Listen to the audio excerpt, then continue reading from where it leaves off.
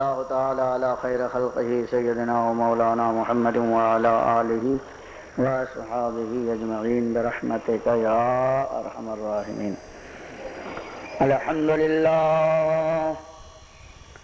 الحمدللہ نحمده ونستعینه ونستغفره ونؤمن به ونتوکل علیہ ونعوذ باللہ من شرور انفسنا ومن سیئات اعمالنا من يهده الله فلا مضل له ومن يضلله فلا هادي له ونشهد أن لا إله إلا الله وحده لا شريك له ونشهد أن سيدنا ومولانا محمدا عبده ورسوله بالهدى ودين الحق أرسله صلى الله تعالى عليه وعلى آله وأصحابه وأزواجه وذرياته وأهل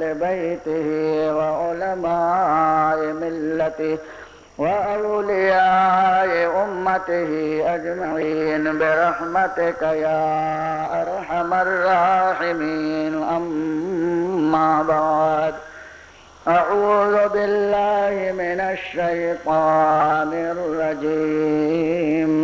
بسم الله الرحمن الرحيم.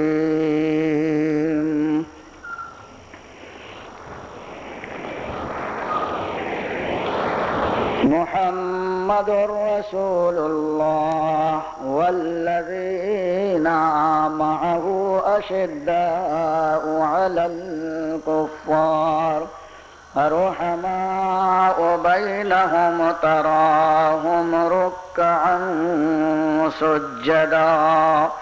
صدق الله مولانا العظيم. إن الله وملائكته يصلون على النبي يا أيها الذين آمنوا صلوا عليه وسلموا تسليما. اللهم صل على سيدنا ومولانا محمد معدن الجود والكرم وآله وأصحابه وبارك وسلم صلاة وسلاما عليك يا رسول الله يا حبيب الله يا نبي الله يا زينة عرش الله یا عروس مملکت.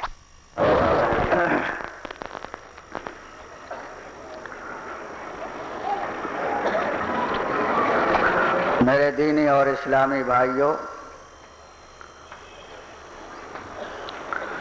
سیدنا سرکار امام احمد رضا آتے ہیں وہ تو نہایت سستا سودا بیچ رہے ہیں جنت کا. وہ تو نہایت سستا سودا بیچ رہے ہیں جنت کا. ہم مفلس کیا مول چکائیں ہاتھ ہی اپنا خالی ہے. ہم مفلس کیا مول چکائیں ہاتھ ہی اپنا خالی ہے. حضور اکرم صلی اللہ علیہ وسلم مالک جنت ہیں، مالک کوثر ہیں، مالک نعمت دو جہاں ہیں. ایک جگہ اعلیٰ حضرت فرماتے ہیں مالک کونین ہیں گو پاس کچھ رکھتے نہیں. کچھ رکھتے نہیں یعنی حضور ایسے سخی ہیں کہ کچھ اپنے پاس رکھتے نہیں. مالک کونین ہیں گو پاس کچھ رکھتے نہیں، اور دو جہاں کی نعمتیں ہیں ان کے خالی ہاتھ میں. دو جہاں کی نعمتیں ہیں ان کے خالی ہاتھ میں حضور اکرم صلی اللہ علیہ وسلم دونوں جہان کی نعمتیں تقسیم کرتے ہیں. مالک کونین ہیں لیکن اپنا گھر بھر کر نہیں رکھتے، اپنے پاس نہیں رکھتے. ایک صحیح حدیث ہے، حضور اکرم صلی اللہ تعالی علیہ وسلم ایک دن صحابہ کرام کو جماعت سے نماز پڑھائی، اور جیسے ہی دوسرے سلام سے حضور فارغ ہوئے، اچانک مصلی سے اٹھ گئے اور تیزی کے ساتھ کاشانِ نبوت میں داخل ہو گئے. حضرت عائشہ رضی اللہ تعالی عنہا کے حجرے میں تشریف لے گئے. ایسا کبھی نہیں ہوتا تھا. یہ پہلی مرتبہ ہوا.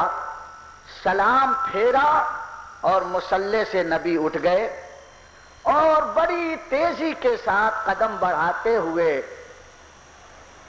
حضرت عائشہ رضی اللہ تعالی عنہا کے حجرے میں داخل ہو گئے، اور تھوڑی دیر کے بعد پھر آپ مکان سے تشریف لائے، مصلی پر بیٹھ گئے. صحابہ کرام کو بڑی حیرت ہوئی اور لوگ سوچنے لگے کہ ایسا تو کبھی نہیں ہوا تھا، حضور تیزی کے ساتھ کیوں گئے؟ کیا آپ کو کوئی تکلیف ہے؟ کسی سے کچھ کہا نہیں. لیکن جب حضور مصلی امامت پر آ گئے تو صحابہ نے عرض کیا، یا رسول اللہ صلی اللہ علیہ وسلم، آج ہم نے آپ کو سلام پھیرتے ہی کاشانِ اقدس میں تیزی کے ساتھ جاتے ہوئے دیکھا، آخر وجہ کیا ہے؟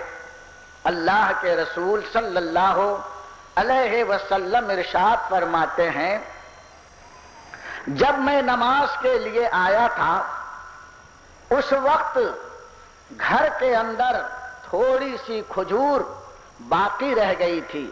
ایک روایت میں ہے کہ 1 درہم 1 روپیہ رہ گیا تھا، اور اسے خیرات میں نے نہیں کیا تھا، اور گھر والوں کو معلوم نہیں، یاد ہے کہ نہیں، انہوں نے اس پونجی کو، اس 1 روپیے کو خیرات کیا یا گھر میں رکھ کر چھوڑا. نماز پڑھ کر فارغ ہوا، فوراً مجھے یاد آیا کہ یہ پیسہ گھر میں باقی رہ گیا اور اسے خیرات نہیں کیا گیا. اس لیے میں نے جلدی کیا کہ جا کر میں اسے خیرات کر دوں یا کہہ کے آؤں کہ فوراً اس کو اللہ کی راہ میں دے دو. نبی اکرم صلی اللہ علیہ وسلم کے گھر میں کچھ نہیں رہتا تھا. میرے دوستو، نماز سے فارغ ہوئے تو حضور اکرم فوراً بچے ہوئے پیسے کو خیرات کرنے کا حکم دینے کے لیے تشریف لے گئے. مالک کونین ہیں، وہ پاس کچھ رکھتے نہیں. مالک کونین ہیں، وہ پاس کچھ رکھتے نہیں، اور 2 جہاں کی نعمتیں ہیں ان کے خالی ہاتھ میں. اور اعلی حضرت فرماتے ہیں، واہ کیا جود و کرم ہے شہ بطحا تیرا، نہیں سنتا ہی نہیں مانگنے والا تیرا. ارے جس نے جو مانگا حضور اکرم صلی اللہ علیہ وسلم نے اسے عطا فرما دیا. صحابہ کرام روایت کرتے ہیں، حضور اکرم صلی اللہ علیہ وسلم کی خدمت میں کسی نے بڑی خوبصورت چادر پیش کی. حضور کو چادر بہت پسند ہوتی، وہ چادر جس میں سرخ دھاری اور لائن ہوتی. اکثر حضور ایسی چادر کو پسند فرماتے تھے. ایسے ہی حضور کی پسندیدہ چادر کسی نے حضور اکرم صلی اللہ علیہ وسلم کی خدمت میں پیش کی، اور ان دنوں حضور اکرم صلی اللہ تعالی علیہ وسلم کے پاس پہلے سے صرف ایک ہی چادر تھی، دوسری چادر نہیں تھی. حضور اکرم صلی اللہ علیہ وسلم نے وہ نئی چادر لی اور اسے اوڑھا اور پرانی چادر گھر میں بھیج دی. اور جب رسول اکرم صلی اللہ علیہ وسلم سرخ دھاری والی چادر اوڑھتے تھے تو ایسا حسین چہرہ معلوم ہوتا تھا. ایک اور حدیث ہے، حضرت برا بن عازب رضی اللہ تعالی عنہ فرماتے ہیں ایک دن آسمان پر 14ویں رات کا چاند پوری آب و تاب کے ساتھ جگمگا رہا تھا اور مسجد نبوی میں آمنہ کا چاند تشریف فرما تھا. آسمان کا چاند پوری آب و تاب کے ساتھ آسمان پر چمک رہا تھا اور آمنہ کا چاند عبداللہ کا جگر گوشہ ہمارے آقا مولا شفیع محشر مالک کوثر جناب محمد الرسول اللہ صلی اللہ تعالی علیہ وسلم فرماتے ہیں سرخ دھاری والی چادر اوڑھ کر مسجد نبوی میں بیٹھے مسکرا رہے تھے. حضرت برا بن عازب فرماتے ہیں میں مسجد میں پہنچا تو سرکار کا حسن دیکھ کر میں تو محو حیرت ہو گیا. وہی ہر طرف دیدہ حیرت زدہ تکتا کیا ہے، ہر طرف تکنے لگے، اتنے میں آسمان کا چاند نظر آیا. فرماتے ہیں کہ ایک مرتبہ میں سرکار کا چہرہ دیکھ رہا تھا اور ایک مرتبہ آسمان کے چاند کو دیکھ رہا تھا. دیکھو وہ چاند نکلا ہوا. فرماتے ہیں میں چاند دیکھ رہا تھا، پھر حضور کا چہرہ دیکھ رہا تھا اور میں اپنے دل سے پوچھ رہا تھا وہ حسین ہے یا یہ چاند حسین ہے. سرخ دھاری والی چادر حضور زیب تن کیے ہوئے تشریف فرما تھے، بڑے حسین لگ رہے تھے اور حسین تو تھے ہی. فرمایا گیا ہے کہ حسن کے 100 حصے 100 بھاگ جس میں اللہ تعالیٰ نے 99 بھاگ حضور کو عطا فرمائے اور ایک بھاگ میں پوری دنیا کو حسن تقسیم ہوا. ساری دنیا کو حسین اللہ نے ایک حصے سے بنایا اور 99 حصہ حضور کے چہرے انور میں رکھا. بولو کیسے حسین ہوں گے. ارے چاند کو بھی حسن ملا تو اسی ایک حصے سے ملا، سورج کو حسن ملا تو ایک حصے سے ملا، جبریل کو حسن ملا اسی ایک حصے سے ملا، جناب یوسف کو حسن ملا اسی ایک حصے سے ملا، اور میرے آقا و مولا جناب محمد الرسول اللہ صلی اللہ علیہ وسلم کو 99 حصہ ملا ہے. بولو کیسا حسین چہرہ ہوگا. اسی لیے تو اللہ فرماتا محمد الرسول اللہ، یہ اللہ کے رسول محمد ہیں. محمد اللہ کے رسول ہیں. محمد وہ جس کی سب سے زیادہ دنیا میں تعریف کی گئی ہے، رسول سے زیادہ اور کسی کی تعریف نہیں ہوئی ہے، وہ ذات ہے جناب محمد الرسول اللہ صلی اللہ علیہ وسلم کی. اسی لیے اللہ نے محمد نام رکھا. تو میں یہ عرض کر رہا تھا سرخ دھاری والی چادر حضور کو پسند تھی. کسی نے حضور کو نذرانے میں دیا. یہ بھی سنت ہے صحابہ کی کہ بزرگوں کی خدمت میں چادر کپڑے وغیرہ نذر کیے جاتے ہیں اور بزرگ اسے قبول کرتا ہے. قبول کرنا نبی کی سنت اور نذر دینا یہ عاشقوں کی سنت ہے. حضور اکرم صلی اللہ علیہ وسلم نے چادر پہن لیا. پہننے کے بعد ایک صحابی نے حضور کو دیکھا اور قریب آئے، کہا یا رسول اللہ صلی اللہ علیہ وسلم یہ چادر مجھے بڑی پسند آ گئی. اے اللہ کے رسول یہ چادر مجھے بڑی جچ رہی ہے، اچھی لگ رہی ہے. حضور نے وہ پرانی چادر گھر سے منگائی اور یہ نئی چادر اتار کر صحابی کو دے دیا. دیکھا آپ، یہ ہے سخاوت، یہ ہے انداز. ارے مالک کونین ہیں گو پاس کچھ رکھتے نہیں اور دو جہاں کی نعمتیں ہیں ان کے خالی ہاتھ میں. وہ رسول اکرم صلی اللہ علیہ وسلم جنت کا سودا بیچ رہے ہیں. وہ تو نہایت سستا سودا بیچ رہے ہیں جنت کا. ہم مفلس کیا مول چکائیں. ارے ہاتھ ہی اپنا خالی ہے، ہمارا ہاتھ خالی ہے، لیکن وہ رسول اکرم صلی اللہ علیہ وسلم ان خالی ہاتھ مفلسوں کو بھی نوازتے رہتے ہیں۔ ہمارا ہاتھ کس طرح خالی ہے؟ نہ ہمارے پاس حسن عمل ہے، نہ ہمارے پاس عبادت ہے، نہ ہمارے پاس ریاضت ہے، نہ ہمارے پاس مجاہدہ ہے، ہم مفلس ہیں، ہمارے ہاتھ میں کچھ بھی نہیں ہے، وہ تو بڑا سستا سودا بیچ رہے ہیں۔ یہ بیچنا اور خریدنا وہاں نظر آئے گا جناب محمد الرسول اللہ صلی اللہ علیہ وسلم کتنا سستا سودا جنت کا بیچ رہے ہیں۔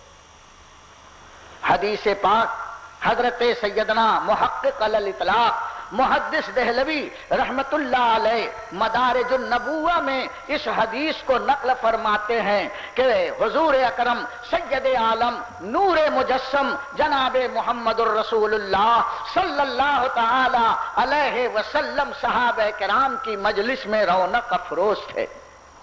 حضور اکرم صلی اللہ علیہ وسلم اچانک بیٹھے بیٹھے مسکرا دے رہے، تبسم فرمایا۔ حضرت عمر بھی موجود تھے، حضرت عمر قریب آئے، یا رسول اللہ صلی اللہ علیہ وسلم آپ نے تبسم کیوں فرمایا؟ اس لیے صحابہ جانتے تھے کہ نبی کا ہر کام ایسا ہوتا ہے کہ جس کے پیچھے کوئی نہ کوئی راز ہوتا ہے، کوئی نہ کوئی مصلحت ہے۔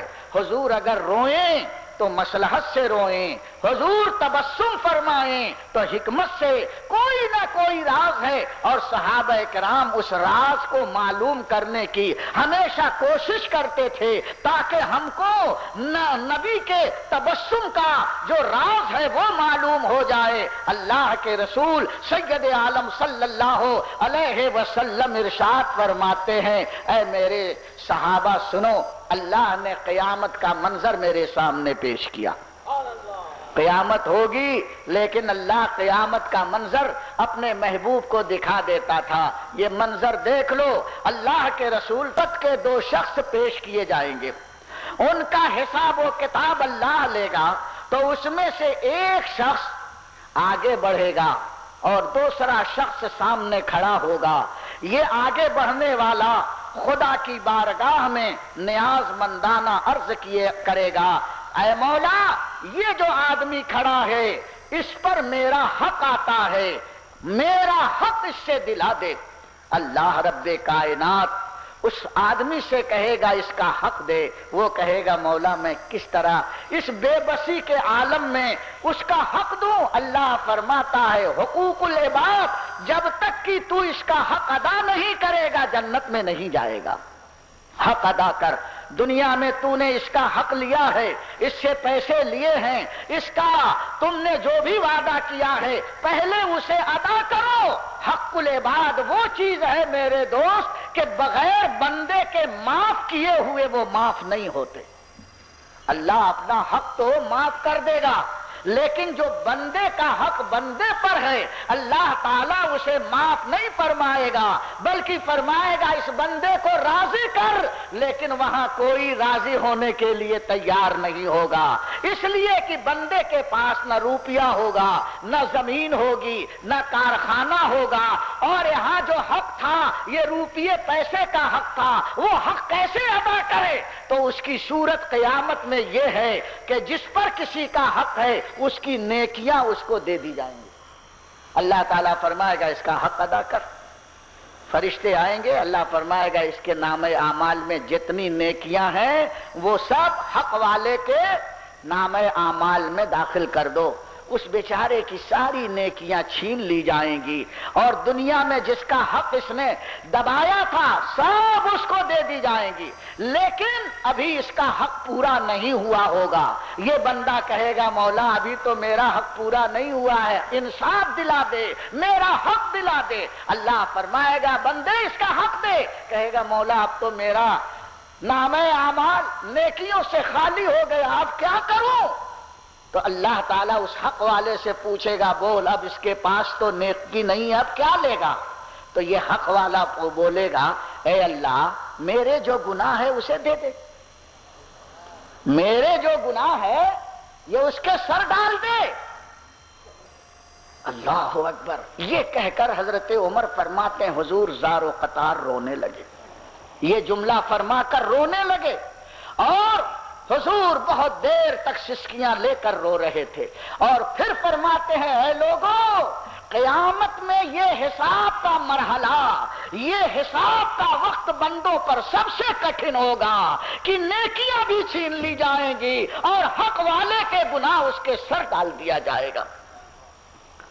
اس کے بعد اللہ تعالی اس بندے سے کہے گا، حق والے سے، کہ اے بندے تیرے گناہ اس کے سر تو ڈال دیے جائیں گے، لیکن ایک میری بات سن لے، ذرا نظر اٹھا کر کے تو دیکھ۔ اس نظر اٹھائے گا تو اللہ تعالیٰ جنت کے سارے پردے ہٹا دے گا، دیکھے گا اس میں حسین حسین محل ہیں، موتیوں کے محل ہیں، زبرجد کے محل ہیں، اس کے حسن و جمال کا ہم اپنی زبان سے بیان نہیں کر سکتے۔ وہ حق والا بندہ دیکھے گا، کہے گا اے مولا یہ کس نبی کا محل ہے، یہ کس شہید کا محل ہے، یہ کس صدیق کا محل ہے، یہ کس عالم اور ولی کا محل ہے۔ اللہ فرماتا ہے نہ کسی نبی کا ہے، نہ کسی صدیق کا ہے، نہ کسی ولی کا ہے۔ یہ بندہ بولے گا پھر کس کا ہے؟ تو اللہ فرمائے گا جو اس کی قیمت ادا کرے گا اس کا ہے، جو اس کی قیمت دے گا اسی کا یہ محل ہے۔ تو وہ بندہ کہے گا مولا ایسے بڑے بڑے محل کی قیمت ہم مفلسوں کے پاس کہاں ہوگی، ایسا عظیم محل اس کی ہم قیمت کہاں سے دیں گے؟ اللہ فرماتا ہے گھبرا مت، تیرے پاس اس کی قیمت ہے۔ اللہ فرماتا ہے حق والے تیرے پاس اس محل کی قیمت ہے، اگر تو اس کی قیمت چکا دے تو یہ محل ہم تیرے نام لکھ دیں گے۔ بندہ مچل جائے گا مولا میرے پاس ایسے بڑے محل کی قیمت کہاں سے ہے؟ اللہ فرماتا ہے، بندہ عرض کرے گا مولا جلدی سے بتا وہ قیمت کیا ہے تاکہ میں قیمت ادا کروں اور محل اپنے نام لکھوا لوں۔ اللہ ارشاد فرماتا ہے اپنے اس مسلمان بھائی کا حق اگر معاف کر دے گا تو اس جنت کی قیمت تجھے مل جائے گی اور یہ محل تیرے نام الاٹ کر دیا جائے گا۔ وہ حق والا جو اپنا گناہ اس کے سر ڈال رہا تھا جھوم گیا، کہا مولا جو نیکیاں ہیں وہ بھی واپس دے رہا ہوں، اور مولا میں اس اپنے مسلمان بھائی کا حق جو دنیا میں اس نے لیا تھا سب معاف کرتا ہوں۔ اللہ کی رحمت جوش میں آئے گی اور ارشاد فرمائے گا اے حق والے تو اس کا ہاتھ پکڑ، اس کا ہاتھ پکڑ، تو بھی جنت میں جا اور یہ بھی جنت میں چلا جائے گا۔ یہ ہے، ارے وہ تو نہایت سستا سودا بیچ رہے ہیں جنت کا، ہم مفلس کیا مول چکائیں، ہاتھ ہی اپنا خالی ہے۔ دیکھو جنت کا اتنا محل، اتنا بڑا محل، صرف ایک مسلمان کے ساتھ حسن سلوک، ایک مسلمان کے اوپر جو حق تھا اس حق کو معاف کرنا، اتنے بڑے بڑے محل کی قیمت ہے، کتنی سستی قیمت ہے، محل کتنا قیمتی، اور محض زبان ہلی اے مسلمان جا میں نے تیرے حق کو معاف کر دیا۔ یہ ہم مفلسوں کے پاس نبی کی رحمت کی قیمت ہے۔ اگر مصطفیٰ کے دین کو ہم اپنا لیں اور نبی کے راستے پر چلیں اور اپنے مسلمان بھائیوں سے ہمدردی کا سلوک کریں تو یہ ہمدردی کے سلوک میں نہ روپیہ لگتا ہے نہ پیسہ لگتا ہے، غلطیوں کو معاف کر دیں اس سے کچھ نہیں ہمارا خرچ ہوتا ہے، لیکن جنت میں وہ محل جس کی کوئی قیمت نہیں ہو سکتی ہے۔ تو سستا سودا ہوا کہ نہیں ہوا؟ وہ تو سستا سودا بیچ رہے ہیں، جنت کا بول چکا ہے، ہاتھ ہی اپنا خالی ہے، لیکن اس سودے کی سودے بازی بھی بڑی قیمتی ہے، بڑی قیمتی ہے۔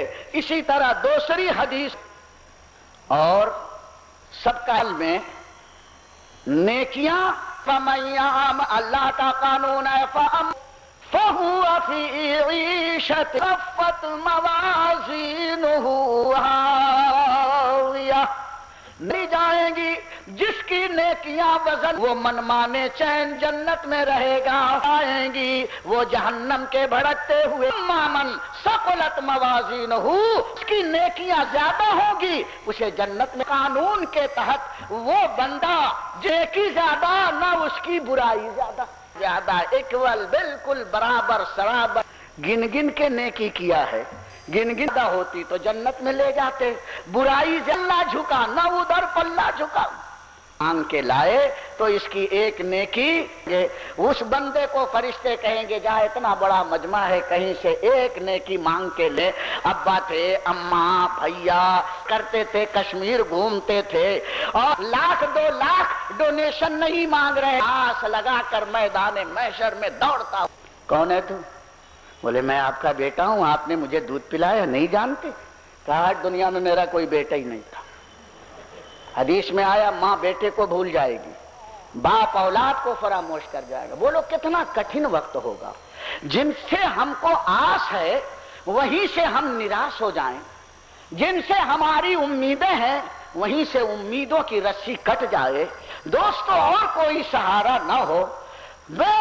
ماں کہے گی ہٹ جا، جھوٹ بولتا ہے تو میرا بیٹا نہیں ہے، باتیں بنا رہا ہے، ڈانٹ کھا کر فوراً بھاگے گا ابا کہاں ہیں، ابا بھی ملیں گے، والد صاحب آپ کا بیٹا بڑا سعادت مند تھا، ایک نیکی چاہیے عنایت فرما دیجئے۔ کہا تو کون ہے؟ کہا میں آپ کا صاحبزادہ، لخت جگر، نور نظر اور سب کچھ ہوں میں آپ کا۔ تو کہنے لگا جھوٹ بولتا ہے تو میرا بیٹا نہیں، بھاگ یہاں سے، ایک نیکی نہیں۔ جب ماں باپ نے دھتکار دیا تو اور کون دینے والا ہے؟ بولو اس کی کتنی درگت بنی ہوگی، پورے میدان محشر میں دوڑ دھوپ کر رہا ہے، حالت پتلی ہو گئی، کوئی ایک نیکی دینے کے لیے تیار نہیں ہے۔ ایک بیچارہ لائن میں حساب کتاب دینے کے لیے مسلمان کھڑا تھا، اس کی حالت دیکھ کر اس کو بڑا ترس آ رہا تھا، لیکن اس نے اپنا نامہ اعمال دیکھا تو صرف ایک ہی نیکی اس کے نامہ اعمال میں تھی۔ وہ سوچنے لگا یہ اتنے بڑے نیکی کا مالک ہے کہ نیکی اور بدی دونوں برابر ہے، 10 کنٹل یہ ہے تو 10 کنٹل وہ ہے، میرے ہاں تو 10 کا 20 کنٹل نیکی برائی ہے، 1 گرام نیکی ہے، جب یہ نہیں بچ پا رہا ہے تو میرا کیا حال ہوگا؟ دل میں اس نے فیصلہ کر لیا کہ جہنم میں میری سیٹ جو ہے کنفرم ہو گئی، اب تو میں جہنم میں جانے ہی والا ہوں، ایک نیکی مجھے نہیں بچا سکتی۔ اس مایوسی کے عالم میں یہی سوچ کر اس نے اس پریشان حال اپنے مسلمان بھائی کو آواز دیا ادھر آ۔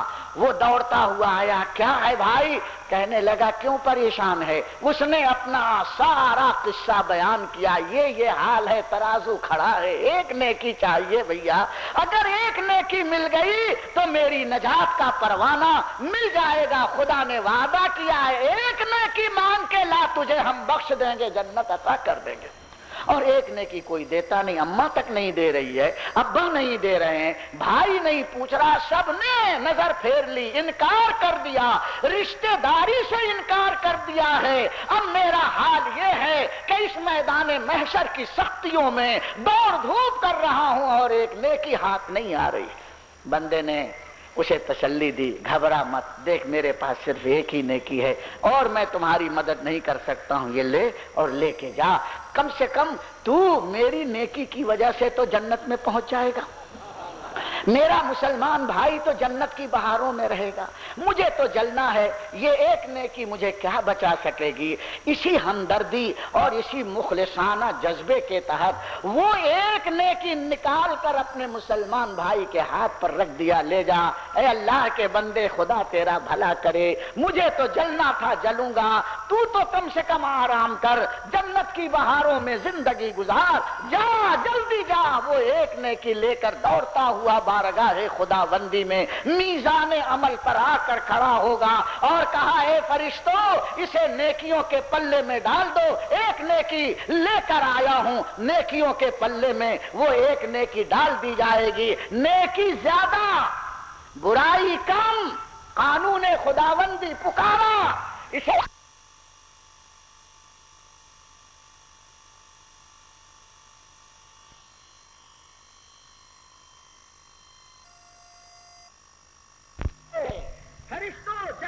لے جاؤ.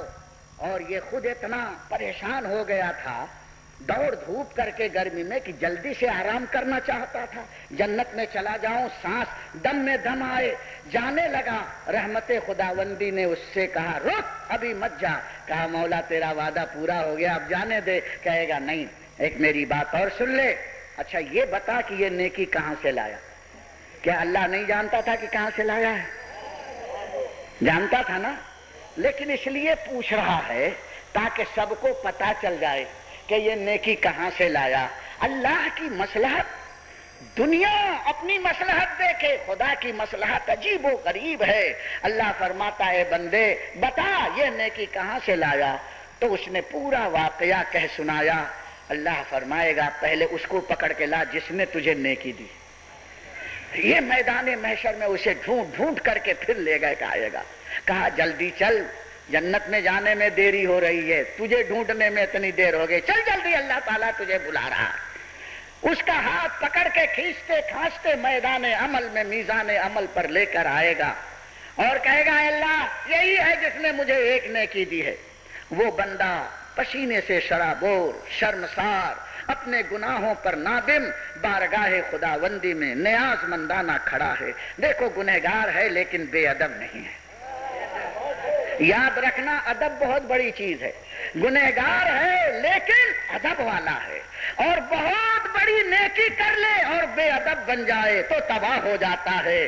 اور گناہ پر گناہ کیا تھا لیکن سر نیچے کیے ہوئے ہے, غرور اور نخوت نہیں ہے, زبان دراز نہیں ہے, بے ادب نہیں ہے, سراپا ادب بن کر کھڑا ہے. اللہ فرماتا ہے بندے ایک ہی نیکی تو تیرے نام اعمال میں تھی. کہا ہاں اے اللہ, پھر کیوں دے دیا؟ تو کہا مجھے تو معلوم تھا کہ اس ایک نیکی سے مجھے جنت نہیں مل سکتی, جہنم میں جانا ہی ہے. تو میں نے اسی جذبے کے تحت کہ میرا مسلمان بھائی تو میری نیکی کی وجہ سے جنت کے باغ و بہار میں چین کی بنسی بجائے. اے پروردگار عالم, میرے پاس حسن عمل کی کوئی دولت نہیں, میں تو ایسا مفلس ہوں کہ میرا ہاتھ خالی ہے, اور ہم جنت کیسے خرید سکتے ہیں؟ رحمت خداوندی جوش میں آئے گی اور ارشاد فرمائے گا اے بندے یہاں پر تو نے ایک پریشان حال مسلمان کے ساتھ ہمدردی کا جذبہ پیش کیا ہے, جنت کو چھوڑ کر جہنم کی طرف جانا منظور کیا ہے, لیکن اپنے مسلمان بھائی کو پریشانی سے بچایا ہے. میری رحمت کو یہ گوارا نہیں ہے کہ تو جہنم میں جلے, جا تو بھی جنت میں جا اور اس کو بھی جنت میں ساتھ میں لے کے جا.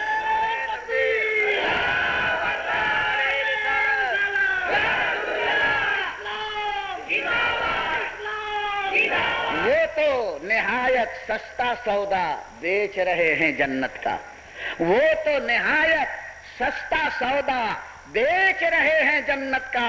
ہم مفلس کیا مول چکائیں, ارے ہاتھ ہی اپنا خالی ہے. دیکھو کیسے کیسے مفلس جنتی بن رہے ہیں, کوئی حسن عمل نہیں ہے, لیکن مسلمان کے ساتھ ہمدردی کا جذبہ اگر بیدار ہو جاتا ہے تو وہی ہمدردی کا جذبہ اسے جنت میں لے جانے کی ضمانت بن جاتا ہے. خدا کی قسم اللہ کے رسول صلی اللہ علیہ وسلم نے جنت کا حاصل کرنا مسلمانوں پر بڑا آسان کر دیا اور ہم نے اس کو مشکل بنا دیا.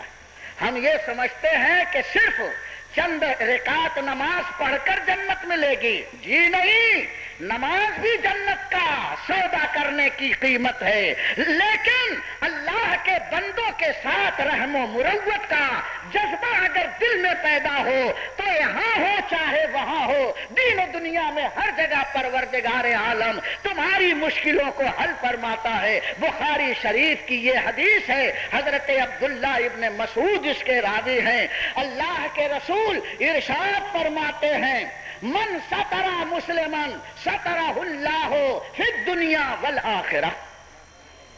جس مسلمان نے اپنے مسلمان بھائی کے عیب کو چھپایا تو اللہ تعالیٰ اس دنیا میں بھی اس کے عیب کو چھپائے گا اور آخرت میں بھی اس کے عیب کو چھپائے گا. سنا آپ نے, ایک مسلمان کے عیب کو تم چھپاؤ گے دین و دنیا میں ہر طرح تمہارا عیب چھپا رہے گا۔ آج مسلمان اس سنت نبوی اور فرمان نبوی کے سائے میں اگر زندگی گزاریں اور یہ طے کر لیں ہم ہزار عیب اپنے بھائی کے دیکھیں گے لیکن اپنی زبان سے ہم نہیں کہیں گے۔ ارے تم اگر عیب بیان کرو گے تو میں عرض کرنا چاہتا ہوں کیا اس کے عیب کی سزا اور بدلہ دینا تمہارے بس میں ہے؟ ارے وہ تو جانتا ہے وہ چاہے بدلہ دے نہ دے، تمہیں بیان کر کے اسے رسوا اور ذلیل کرنے کی کیا ضرورت ہے؟ اللہ اللہ حضور اکرم صلی اللہ علیہ وسلم ارشاد فرماتے ہیں کہ من یسر علی معسر یسر اللہ علیہ فی الدنیا والآخرہ، جو کسی تنگ دست پر آسانی کرے، جو کسی مصیبت زدہ کی مصیبت کو دور کر دے تو اللہ تعالیٰ اس کی مصیبت آخرت میں بھی دور فرمائے گا اور اس دنیا میں بھی دور فرمائے گا۔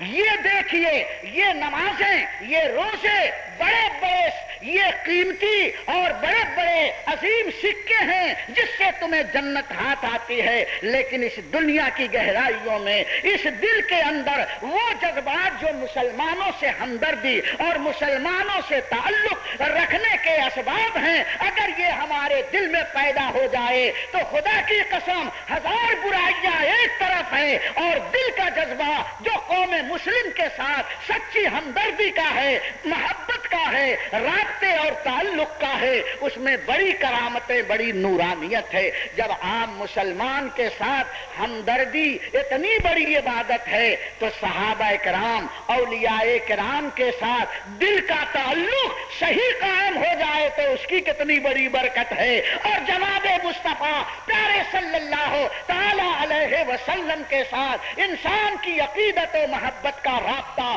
اگر مضبوط ہو جائے تو اس کا کیا مقام ہوگا۔ اس لیے یاد رکھنا اللہ کے رسول جناب محمد الرسول اللہ صلی اللہ علیہ وسلم کی جنت ہے، اور جنت حاصل کرنے کے طریقے جناب محمد الرسول اللہ صلی اللہ تعالی علیہ وسلم نے تمہیں عطا فرما دیا ہے، اور یہ جانکاری اسے ملے گی جو دین کے راستوں پر علم حاصل کرنے کے لیے چلے۔ علم اگر ہے تو ہر پرابلم تمہارا آسان اور ہر مشکل تمہاری آسان ہو جائے گی۔ اللہ کے رسول صلی اللہ علیہ وسلم طریقاً الی الجنہ، اے لوگوں علم دین، علم حدیث، علم رسول حاصل کرنے کے لیے جو مسلمان چلتا ہے، جتنے قدم چلتا ہے اتنے قدم اس کا جنت کی طرف راستہ آسان ہو جاتا ہے۔ ایک قدم آپ نے علم دین کے لیے اٹھایا، گویا ایک قدم آپ جنت کی طرف چلے۔ آپ کہیں گے ہمارے قدم تو چھوٹے ہیں، لیکن یہ قدم وہ نہیں ہے۔ تم نے دنیا میں اتنے بڑے قدم 2 فٹ کا قدم رکھا، لیکن یہ 2 فٹ کا قدم ہزاروں میل کا راستہ جنت کی طرف طے کرا دیتا ہے۔ سہل اللہ لہ طریقا الی الجنہ، جنت کی طرف راستہ آسان فرما دیتا ہے۔ پروردگار عالم رب العالمین نے علم دین میں وہ کرامت عطا فرمائی ہے، ارشاد فرماتے ہیں کہ افضل العبادت علم الدین، حضور فرماتے ہیں دنیا میں سب سے بڑی عبادت علم دین ہے، سب سے بڑی عبادت علم دین ہے۔ علم دین اگر حاصل کر لیا تو ہر عبادت اس کی آسان، نبی سے محبت کرنے کے طریقے آسان، صحابہ کرام کی سیرت جاننا اس کے لیے آسان۔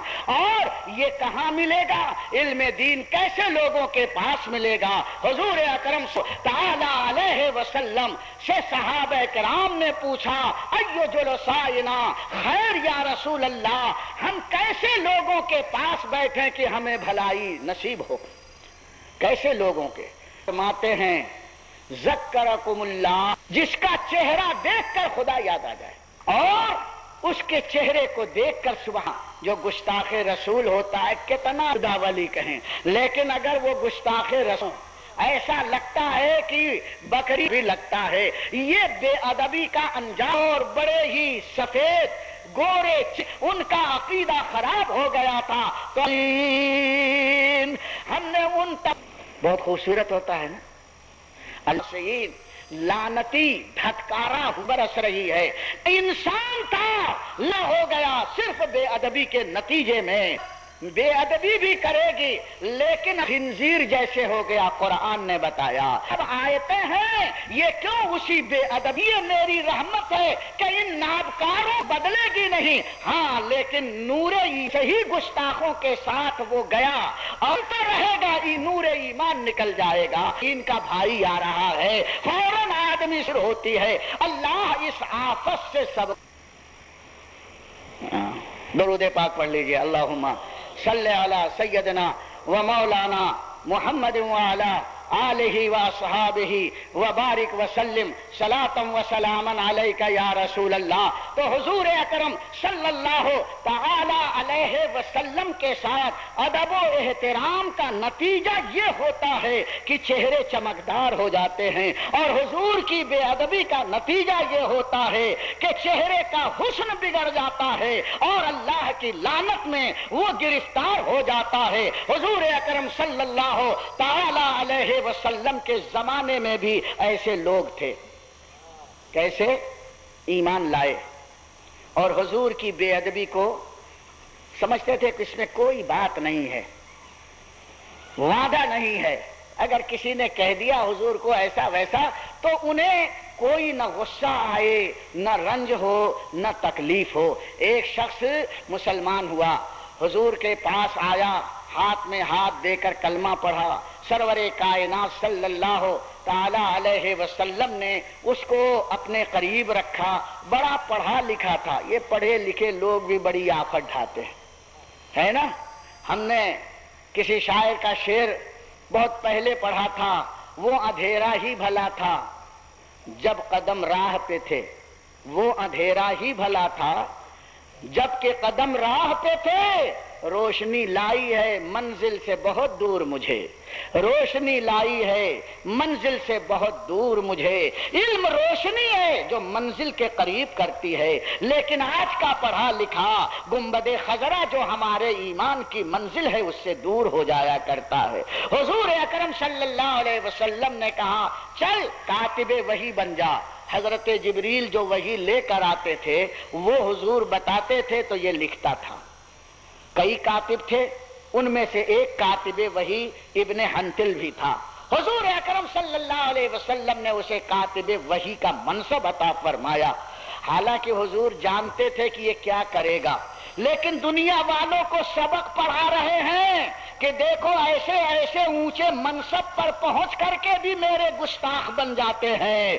صرف اونچا علم، اونچا منصب مت دیکھنا، ارے نبی کی بارگاہ میں کتابت کی منزل حاصل کرنے والا بھی شیطان کے چنگل میں آ جاتا ہے۔ عالم بننا کمال نہیں ہے، کاتب بننا کمال نہیں ہے، حافظ بننا کمال نہیں ہے، یہ سب کمال اس وقت ہے کہ سب کچھ بننے کے بعد عاشق بن جائے، محمد رسول اللہ صلی اللہ علیہ وسلم کا دیوانہ بن جائے۔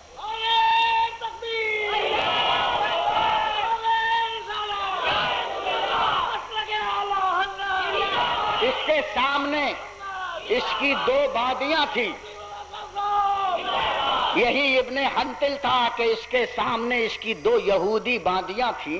رات کو جب حضور کے پاس سے آتا تھا تو یہ اشعار پڑھتی تھیں، گانے گاتی تھیں، یہ چھپ کر کے کیواڑ بند کر کے اور اپنی باندیوں سے گانے سنتا تھا، اور چونکہ وہ یہودن تھی، حضور کی دشمن تھی، تو ایسے ایسے اشعار پڑھ دیتی تھی جس میں حضور کے ساتھ بے ادبی اور گستاخی کا انداز تھا۔ یہ شخص مسلمان ہونے کے بعد بھی جھومتا تھا، ماشاءاللہ ماشاءاللہ۔ ارے بزرگوں کی بے ادبی پر تم ماشاءاللہ سبحان اللہ کہو گے تو اس کا انجام وہی ہوگا جو ابن حنتل کا ہوا ہے۔ یاد رکھو اللہ کے رسول صلی اللہ علیہ وسلم تو کچھ نہیں بولے، لیکن کچھ دنوں کے بعد بھانڈا پھوٹا کہ یہ آدمی دن بھر نبی کی خدمت میں رہتا اور رات کو ایسے اشعار سن کر جھومتا ہے جس میں حضور کی بے ادبی ہے۔ حضرت عمر کو معلوم ہوا اور اسے بھی معلوم ہوا کہ عمر کو پتا چل گیا، راتوں رات سب سامان لیا اور مدینہ چھوڑ کر مکہ بھاگا۔ حضرت عمر تلاشی کرتے رہ گئے، بھاگ گیا تو بھاگ گیا، جو گیا گستاخ اگر تمہاری برادری سے گیا تو اللہ کا شکر مناؤ کہ گیا، اچھا ہوا۔ تکلیف نہیں ہونی چاہیے کہ میرا بھائی چلا گیا، میرا فلانا ماموں چلا گیا، بھتیجا، ارے ناپاک تمہارے گھر سے نکل گیا یہی سب سے اچھا ہے، تمہارے سر سے چلا گیا یہی اچھا ہے، نکل گیا۔ حضرت عمر نے خدا کا شکر ادا کیا کہ یہ گستاخ رسول مدینے کی پاک فضاؤں سے نکل گیا، اچھا ہوا۔ مکہ گیا، مکے میں وہی ابو جہل اینڈ پارٹی تھی، سب کے سب وہی کافر لفنگے تھے، ابھی وہاں مکہ فتح نہیں ہوا تھا۔ کچھ دنوں کے بعد حضور نے مکے پر چڑھائی کی، مکہ فتح ہو گیا۔ مکہ فتح ہونے کے بعد حضور اکرم صلی اللہ علیہ وسلم کی خدمت میں کفار لرزتے کانپتے آ رہے ہیں، اے یا رسول اللہ معاف کر دیجئے، بہت ہم نے گستاخی کی، اللہ کے رسول معاف کر دیجئے، بہت تکلیف دی، اے اللہ کے رسول معاف کر دیجئے، بہت ہم نے آپ کو ستایا۔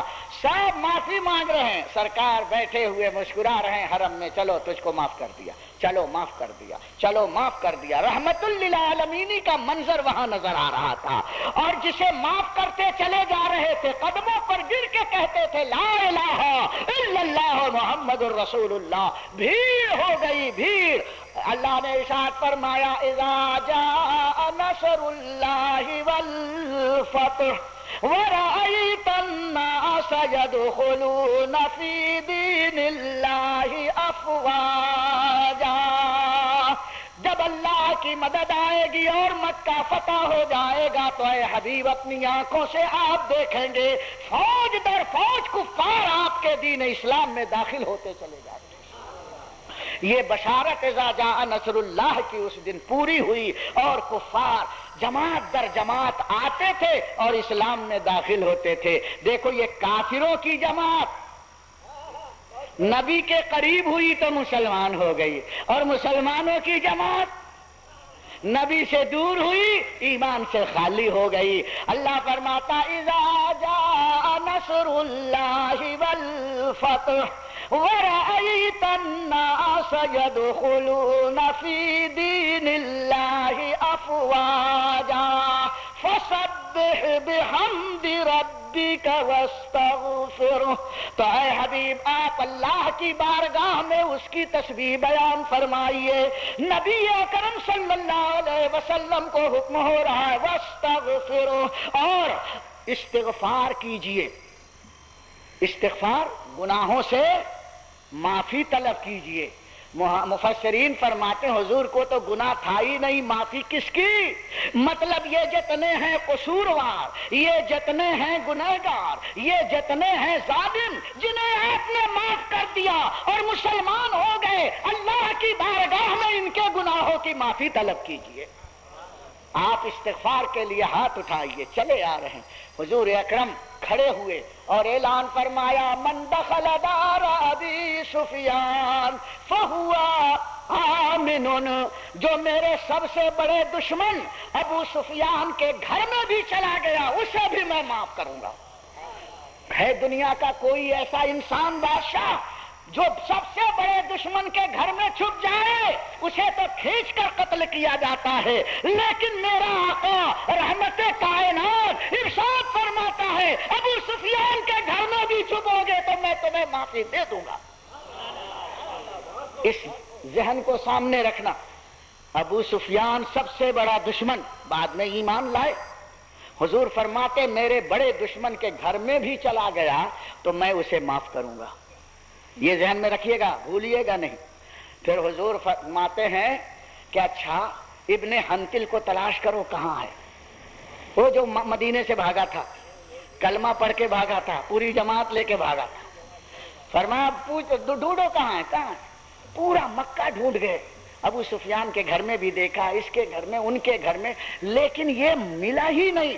حضور نے فرمایا اچھا ڈھونڈنا اور تلاش کرنا بند کرو، چلو کعبے کا طواف کرو۔ جب کعبے کا طواف کرنے لگے تو حضرت سیدنا ابو سعید خدری رضی اللہ تعالیٰ عنہ طواف کرتے کرتے کعبے کو دیکھتے ہیں تو کعبے کا پردہ اٹھا ہوا ہے۔ کہا یہ کعبے کا پردہ یہاں کیوں اتنا پھولا ہوا ہے؟ انہوں نے پردہ اٹھا کے دیکھا تو اس میں گھسا تھا۔ حضور نے کیا فرمایا؟ میرے دشمن کے گھر میں بھی اگر کوئی چلا جائے تو میں اسے معاف کر دوں گا. یہ دشمن کے گھر میں نہیں گھسا تھا، اللہ کے گھر کے پردے میں گھسا. ذرا اندازہ کیجئے گا، یہ کسی دشمن کے گھر نہیں آیا تھا، اس خدا کے گھر میں آیا تھا جس گھر کے لیے اللہ فرماتا ہے من دخلہ کان آمنا. جو مکے میں داخل ہو جائے اسے امن ہی امن ہے، اسے نہ قتل کیا جائے نہ اس کی چھیڑ چھاڑ کی جائے، اگرچہ باپ کا قاتل بھی مل جائے حرم میں تو اسے قتل نہیں کرتا. یہ مسئلہ ہے، وہ جائے امن ہے. ارے کبوتر بھی وہاں آئے تو اس کو شوش بھی نہیں کر سکتے، اس کو کنکر نہیں مار سکتے. حاجیوں سے پوچھو وہاں کے کبوتر اس طرح سے وہاں پر رہتے ہیں اور گیہوں باجرہ لوگ کھلاتے رہتے، اتنا ڈالتے ہیں وہاں اناج کہ روزانہ جھاڑنے والے کئی من وہاں سے گیہوں اٹھا کر کے لے کے چلے جاتے ہیں. کبوتر کھا کھا کر کے سنڈ منڈ رہتے ہیں. ایسے اللہ اکبر سب حاجی ان کی تعظیم کرتے ہیں. آپ چلے جا رہے ہیں، کسی کی مجال نہیں ہے کہ کبوتروں کو خوش کرے. خوش کرنا بھی جائز نہیں ہے، انہیں اڑانا بھی جائز نہیں ہے، ان کے ساتھ مذاق کرنا بھی جائز نہیں. جانور بھی حرم میں داخل ہو جائے تو امن والے ہوں، قاتل بھی آ جائے تو امن والا ہو، اور دشمن خدا کے دشمن رسول کے گھر میں چلا جائے تب بھی امن والا ہو. لیکن ابو سعید خدری نے کہا ہاں ہونا یا رسول اللہ، یہ آپ کا گستاخ یہاں چھپا ہوا ہے. حضور نے آواز سنی، فرمایا اقتلوہ ہے نا، اس کو وہیں پر مار ڈالو. کعبے کے پردے میں گھسا ہے کہ امن ملے گا؟ ارے ابو سفیان کے گھر میں جاتا تو امن مل جاتا، لیکن یہ رسول کا باغی اللہ کے گھر میں آ کے چھپا ہوا ہے. اس باغی کو وہیں کعبے کے پردے میں قتل کرو. اور صحابہ کرام نے جیسے ہی سنا اسے قتل کا حکم ہے، ٹانگ پکڑ کے کھینچی اور حرم شریف میں کعبے کے پردے کے ساتھ لپٹا ہوا اسے قتل کیا. فاعتبروا یا اولي الابصار، ذرا آنکھیں کھول کر دیکھو کہ نبی کے گستاخوں کا انجام کیا ہوتا ہے. ارے وہ تو بڑا سستا سودا جنت کا بیچ رہے ہیں. ادب کرو گے جنت ملے گی، بے ادبی کرو گے تو کعبے میں بھی تم کو قتل کیا جائے. وہ تو نہایت سستا سودا بیچ رہے ہیں جنت کا. ہم مفلس کیا مول چکائیں، ہاتھ ہی اپنا خالی ہے. لیکن اس ہاتھ خالی میں بھی اللہ کے رسول نے اپنی رحمتوں کے پھول عطا فرمائے. شرط یہ ہے کہ دل میں محبت رسول کا جذبہ پیدا کیا جائے، نبی کی عقیدت ہو، ولی کی محبت ہو. اس لیے ان رسول جن کے بارے میں فرمایا گیا محمد الرسول اللہ، سب سے زیادہ انہی کی تعریف کی گئی ہے. ہم کو بھی حق ہے کہ انہی کی تعریف کریں اور انہی کی تعریف پر جیتے رہیں، انہی کی تعریف پر موت ہو، انہی کی تعریف کرتے جنازہ چلے، انہی کی تعریف کرتے ہوئے ہم دفن کیے جائیں، اور انہی کی تعریف کرتے ہوئے ہم قبر سے اٹھیں، انہی کی تعریف کرتے ہوئے لواء الحمد میں امام احمد رضا کے ساتھ ساتھ چلے. یہ ہے جنت کا سستا سودا جو اللہ کے رسول ہمیں عطا فرما رہے ہیں. اے میرے دوستو، دین و دنیا کو سنبھالنا عشق مصطفیٰ کے سائے میں، یہی ایک راستہ امن کا ہے، سلامتی کا ہے. اللہ تمہارے ایمانوں کو سلامت رکھے، عقیدت کو توانائی عطا فرمائے، دل کی دنیا میں محبت رسول کا نور آخری دم تک قائم رہے. وما علینا الا البلاغ. کھڑے ہو کر صلاۃ و سلام پڑھیں.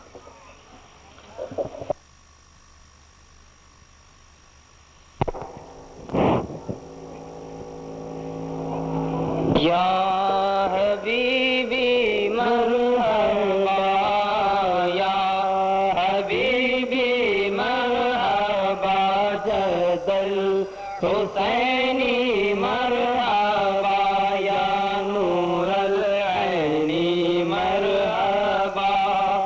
کعبے کے بدر دجا تم پہ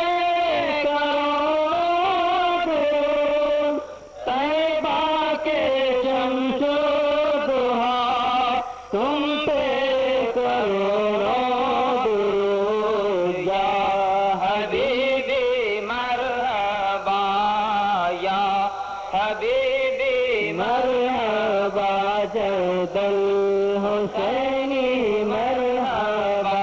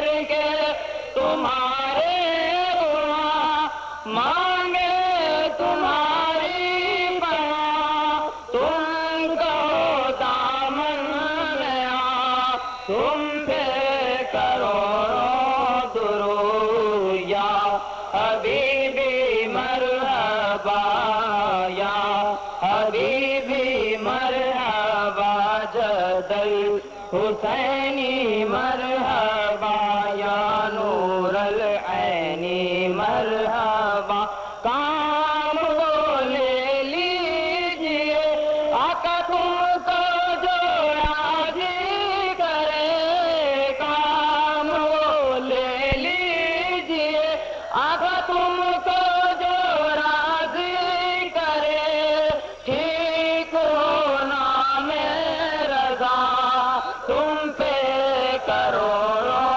درود یا حبیبی مرحبا یا حبیبی مرحبا جدل حسینی مرحبا یا نور العینی مرحبا السلام علیکم یا رسول اللہ دنیا حسنۃ وفی الآخرۃ حسنۃ وقنا عذاب النار یا اللہ یا رحمان اس رحمت بھری رات کو قبول فرما لے ہماری دعاؤں کو قبول فرما نیکیوں کی توفیق عطا فرما گناہوں سے بچا یا اللہ اسلام سنیت مسلک اعلی حضرت پر ثبات قدمی عطا فرما ہمیں گمراہیت بددینیت بد مذہبیت سے ہمیں بچا لے یا اللہ یا رحمان جو بیمار ہیں شفا عطا فرما جو بے روزگار ہیں انہیں روزی عطا فرما پروردگار عالم جو ہمارے بھائی اس دنیا میں اس محلے کے لوگ جو ہمارے